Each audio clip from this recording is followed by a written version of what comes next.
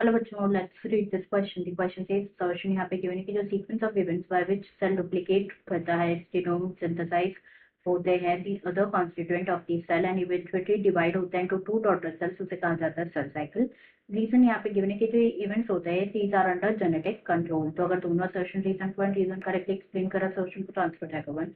अगर दोनों assertion reason true है but reason correctly explain नहीं करा assertion को तो आंसर हो जाएगा 2. असर्शन ट्रू और रीजन फॉल्स है तो आंसर हो जाएगा 3rd. अगर दोनों असर्शन रीजन फॉल्स है तो आंसर हो जाएगा हमारा यहाँ पे 4th. तो सबसे पहले यहाँ पे बात करें हम की कॉन्सेप्ट के बारे में. तो जो की कॉन्सेप्ट इस क्वेश्चन में यूज किया गया है that is cell cycle. Cell cycle.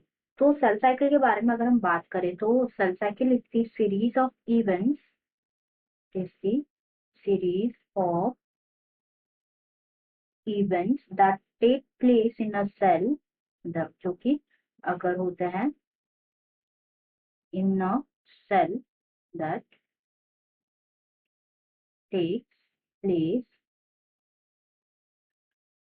in a cell leading to the, जिसकी वजह से क्या होता है, डुप्लीकेशन होता है डीएनए का, duplication of its DNA and subsequent division होता है सेल का to produce two daughter cell. Cell division अगर होता है टू प्रोड्यूस टू सेल. तो जो सेल साइकिल है ना वो कंसिस्ट करते हैं, दो फेजेस कंसिस्ट करते हैं. दैट इज, एक होती है नॉन डिवाइडिंग फेज जिसे कहा जाता है interphase and the another one is M phase जो कि डिवाइडिंग फेज होती है.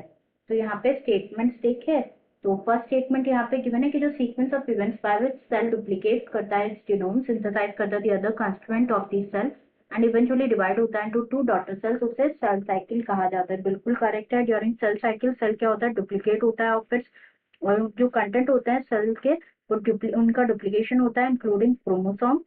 स्प्लिटिंग होती है to form two identical daughter cells and ये जो सभी कॉन्स्टिट्यूएंट होते हैं ना सेल के, ये भी सिंथेसाइज होता है ड्यूरिंग सेल साइकिल. तो ये स्टेटमेंट यहाँ पे ट्रू है. नेक्स्ट यहाँ पे गिवन है जो इवेंट्स होते हैं ना, these events are under the genetic control. तो ये भी बिल्कुल यहाँ पे स्टेटमेंट ट्रू है. जो इवेंट्स होते हैं सेल साइकिल में, these are under genetic control, क्योंकि वैरायटी ऑफ जीन्स जो होता है ना वो इन्वॉल्व होते हैं in the control of cell growth and cell division.